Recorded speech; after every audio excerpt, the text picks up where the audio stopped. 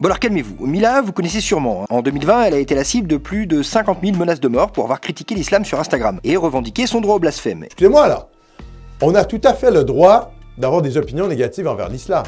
Désolé là. Et bien récemment, elle a révélé sur son Twitter des éléments d'une enquête en cours dans laquelle on y apprend qu'un musulman tchétchène est encore sur ses côtes. Et c'est pas pour lui faire des bisous, hein, vous allez le voir, l'histoire est complètement folle. Voilà donc le document, rassurez-vous, hein, je vais vous le résumer et vous en extraire les plus belles pépites. Bon déjà, comme vous pouvez le voir, les faits remontent à fin 2021. En gros, à cette période, une enquête a été demandée pour fait d'apologie publique du terrorisme sur internet, à l'encontre d'un certain Saïd Muslimovic. Né en 2004 en Tchétchénie, le jeune homme est lycéen à Langres, une petite ville de 7000 habitants. Bref, écoutez bien la teneur des messages que ce mec a envoyés sur le net, certainement à des connaissances. Je cite: Il est temps de s'occuper de cette femme, Mila, qui insulte Allah, le Seigneur des mondes, de la plus horrible des manières. Elle ose l'insulter et devient célèbre pour ça. Elle en profite pour faire son commerce et gagner de l'argent. Où êtes-vous, Moudjahidine?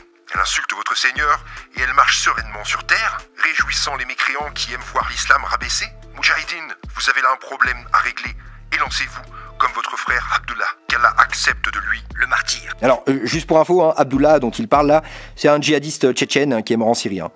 Ambiance. Je continue la lecture. Son Twitter ainsi que son Instagram est magique alors. Ne lui envoyez pas de menaces bêtement au risque de vous faire arrêter. Préparez un plan intelligent. Elle a un commerce, donc possibilité d'avoir son PayPal, on a ses réseaux sociaux. Je penserai à hacker ses comptes pour avoir sa localisation. Essayez de s'approcher de son entourage pour savoir où elle est. Et ça continue, hein, juste avec un autre message où il semble répondre à une autre personne. C'est compliqué, je ne sais pas qui tu es, tu pourrais être un agent, toi non plus, tu sais pas si tu peux faire quelque chose de ton côté. Si tu connais des frères de confiance, vas-y, c'est le meilleur moyen pour arriver au bout du plan. Écoute bien, il faut bien cacher tes intentions, surtout sur internet, où tout est enregistré. Tu peux pas aller en prison pour elle sans même l'avoir fait payer. Si quelqu'un fait quelque chose, c'est en total secret. Donc le mec, il a posté ses messages sur ses réseaux à ses amis, certainement, des messages qui invitent clairement à piéger Mila. En plus de ça, d'après l'enquête, il aurait des liens avec des individus en zone irako-syrienne. Ben, je peux vous dire quelque chose, c'est pas des gauchistes. Bref, en gros, la police a fait une descente chez lui, donc perquisition, il vivait chez sa mère. Hein. La police a trouvé une bague sur laquelle est écrit Daesh, des livres religieux, des téléphones portables, 2 ordinateurs et des disques durs externes ainsi qu'une clé USB. À la suite de la perquisition, la mère musulmane a été auditionnée et c'est là que ça devient rigolo. Hein, déjà, audition avec interprète russe, donc elle ne parle pas un mot français. Et forcément, hein, comme d'habitude, la mère a été choquée d'avoir vu la police débarquer chez elle. Elle n'a pas compris. Hein, son fils est sans histoire, sérieux à l'école, calme, un peu renfermé, s'intéressant à l'histoire et à la religion. Mais qu'est-ce que c'est que ça? Je ne comprends pas. Oui, c'est ça, mais comment tu peux savoir si ton fils est sérieux à l'école si tu ne parles pas un mot français? Et enfin, cerise sur le gâteau, la mère avait peur que cette affaire ne remette en question leur projet de naturalisation. Hein, c'est mignon.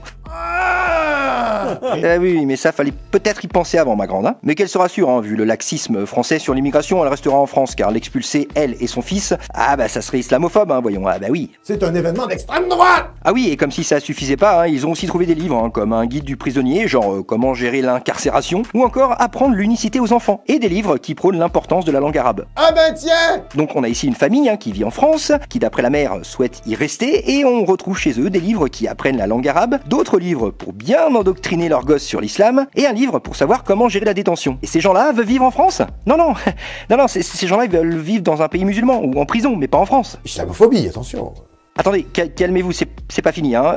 Et là, vraiment, vous n'êtes pas prêts. À la suite de tout ce bordel, en août 2021, le mec est auditionné. Et écoutez bien ce qu'il dit. En gros, il accepte de répondre aux questions relatives à sa famille, scolarité, ses croyances religieuses, tout ça, mais il refuse de donner le code de déverrouillage de son téléphone, car il contiendrait des choses intimes. Voilà, en gros, la police, elle a dit donne-nous le code de ton téléphone. Le mec a répondu non. Et ben, la police, elle a répondu ok, bonne journée, désolé. Enfin, pour une affaire aussi grave, la police n'a pas le droit de déverrouiller son téléphone.